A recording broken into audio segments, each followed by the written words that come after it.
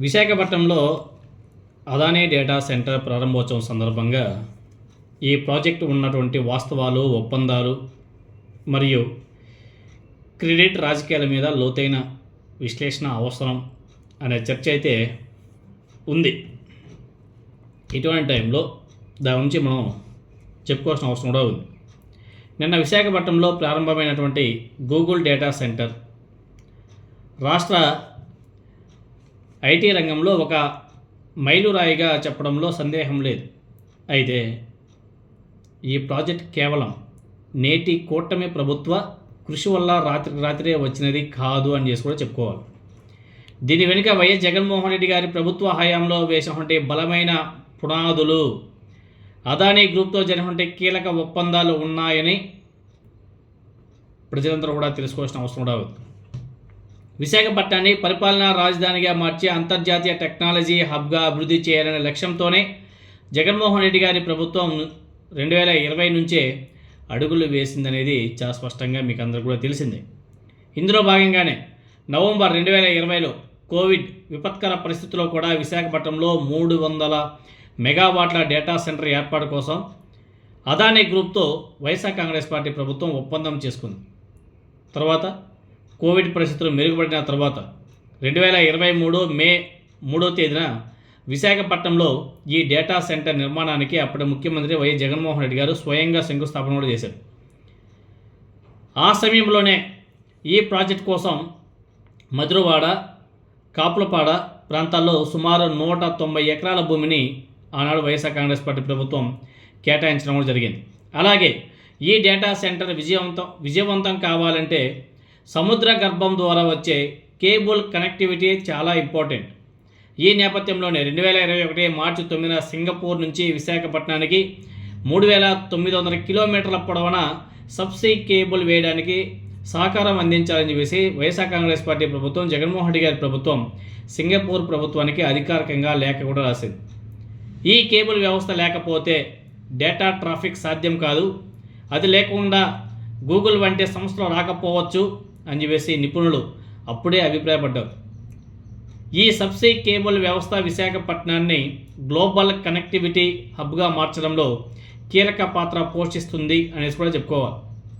ఇక అదానీ గూగుల్ సంబంధాలను పరిశీలన చేస్తే విశాఖపట్నానికి గూగుల్ రావడానికి అదానీ గ్రూప్తో ఆ సంస్థకు ఉన్నటువంటి వ్యాపార సంబంధాలే అని చెప్పేసి చెప్పుకోవాలి.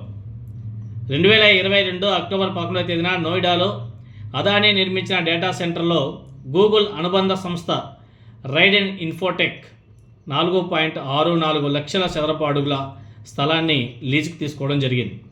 ఈ ఒప్పందం ద్వారానే అదానీ నిర్మించినటువంటి మౌలిక సదుపాయాలను గూగుల్ క్లయింట్గా వినియోగించడం ప్రారంభించింది. ఇప్పుడు విశాఖపట్నంలో కూడా 87,000 కోట్ల పెట్టుబడితో డేటా సెంటర్ని నిర్మిస్తుంది అదానీ సంస్థ. గూగుల్ కేవలం తన సాంకేతికను మాత్రమే, టెక్నాలజీని మాత్రమే, హార్డ్వేర్ మాత్రమే అందిస్తుంది. నిర్మించేది, మెయింటైన్ చేసేది మొత్తం కూడా అదానీ కంపెనీనే. ప్రస్తుతం చంద్రబాబు నాయుడు గారి ప్రభుత్వం ఈ ప్రాజెక్ట్ పూర్తిగా తన వల్లే వచ్చినట్లు ప్రచారం చేసుకుంటున్నప్పటికీ ప్రభుత్వం విడుదల చేసినటువంటి జీవోలు అందుకు విరుద్ధంగా ఉన్నాయనే అభిప్రాయం కూడా రాజకీయ వర్గాల్లో వ్యక్తమవుతుంది. అంతేకాదు 2025 అక్టోబర్ 11వ తేదీన ప్రభుత్వం గూగుల్ డేటా సెంటర్ పేరుతో జీవో జారీ చేసి అందులో అదానీ పేరు ప్రస్తావించకుండా క్రెడిట్ తీసుకునే ప్రయత్నం చేసిందన్న విమర్శ కూడా గట్టిగా వినపడుతున్నాయి. అయితే 2025 డిసెంబర్ 2న గూగుల్ సంస్థ భూమిని అదానీకే బదలాయించాలని వేసి లేఖ రాయడంతో ఈ కూటమి ప్రభుత్వం 480 ఎకరాల భూమిని అదానీ ఇన్ఫ్రా పేరుకి వాళ్ళు మారుస్తూ సవర్ణ జీవో కూడా జారీ చేయవలసి వచ్చింది. దీంతోనే గతంలో విమర్శించినటువంటి అదానీకి భూమి ఇవ్వాల్సి రావడం ప్రభుత్వం యొక్క ద్వంద్వ వైఖరిని బయటపెట్టిందనే అభిప్రాయాలు కూడా వ్యక్తమవుతున్నాయి. అంతేకాదు Adani group chairman Gautam Adani CM Chandrababu Naidu గారి సమక్షంలోనే గూగుల్తో కలిసి తామే ఈ ప్రాజెక్ట్ని అమలు చేస్తున్నామని చెప్పేసి ప్రకటించడం కూడా రాజకీయంగా ఒక చర్చనీయాంశమైంది.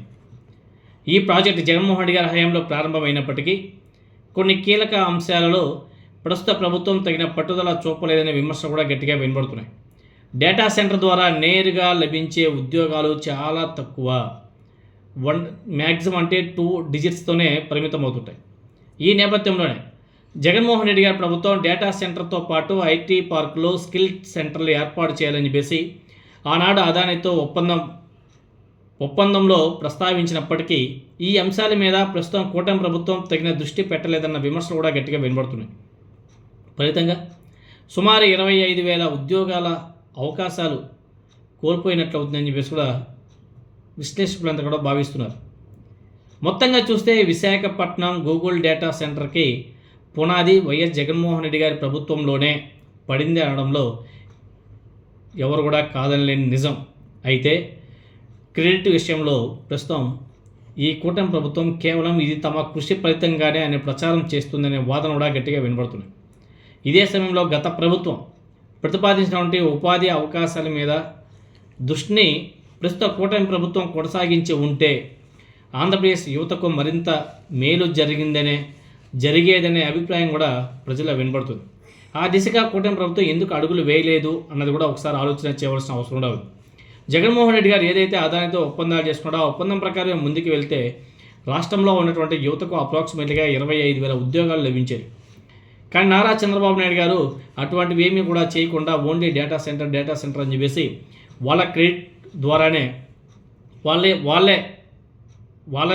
వాళ్ళే చేసినట్టుగా బిల్డప్ ఇచ్చుకుంటూ ముందుకు సాగడం ఎంతవరకు సమంజసం అనేది ప్రజలందరూ కూడా ఆలోచన చేయవలసిన అవసరం కూడా ఉంది.